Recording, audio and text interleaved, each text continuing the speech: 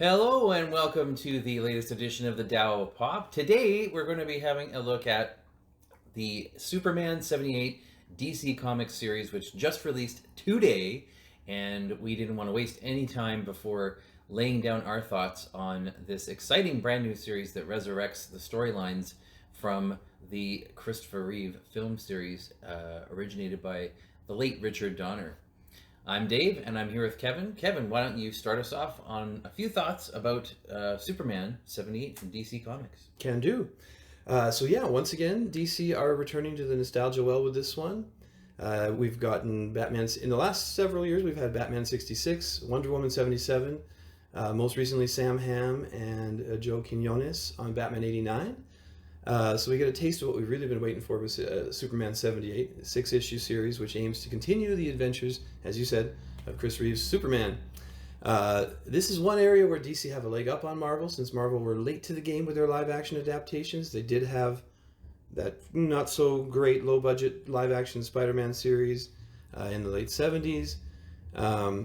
They could do a Spider-Man 67 book from the animated series. That would be very cool. That would be interesting, actually. And you could always do the Incredible Hulk 78 for the Bixby Ferrigno show. The recent Batman 89 comic was written by Sam Hamm, who also wrote the screenplay for Batman, story for Batman Returns. He also wrote Never Cry Wolf and Monkey Bone with recent comeback kid Brendan Fraser. Yes. So that gives some cachet to the Bat brand with Batman 89.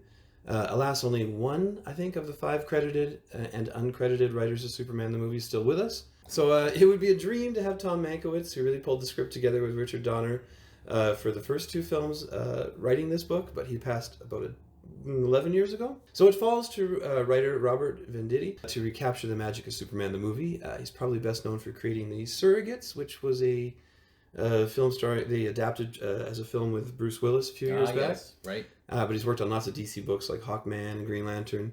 And he's just about the right age, I'm guessing early to mid-40s, to have a youthful appreciation for the source material. And artist Wilfredo Torres, much like Joe Quinones on Batman 89, he'd been posting Superman the movie-inspired art for years, at least the last 2 or 3 years on his Twitter account. So he's a perfect fit for this book. And Jordi Belaire's color work here really pops. She is the secret weapon, I think, on this. I really miss that especially in the Zack Snyder films. I just miss those bright yellows and reds and blues popping out. So, is it any good?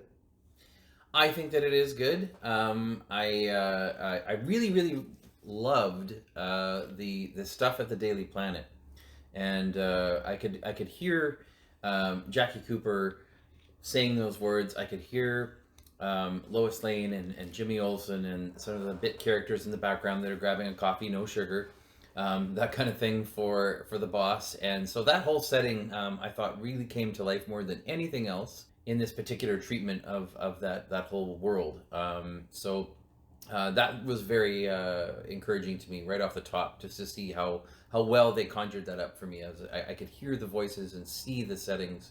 And I think that's what you want out of a comic book like this. Yeah, no, he absolutely captured the voice of every character, verging on retread for me almost. There are times where it almost seemed like he was like, how do I rephrase this dialogue? So at least for this first issue, I thought they could have maybe stretched that 20 pages a little longer, because in the blink of an eye, it's over. I love what we have, but I'm mostly waiting for the trade now to get the whole story. But I really enjoyed, much like Bruce Timm did in the Superman animated series pilot, they kind of tie Brainiac into Krypton's origins. He's not so clearly tied into the origins, but he is watching as things. Here, Brainiac almost sees himself as this benevolent force. He's like preserving culture. He's like the PBS of the universe. And yeah, if PBS blew you to smithereens. Well, but or shrunk you down and put you under glass. Yeah. But anyway, so yeah, I like this take on Brainiac a lot.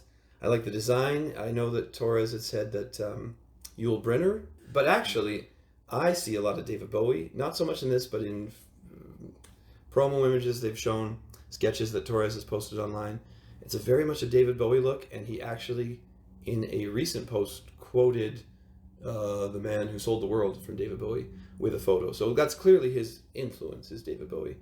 but the bald thing certainly Yul Brynner has got going on. So yeah, I loved the look. You mentioned Jackie Cooper. I love his look in this book. It's very.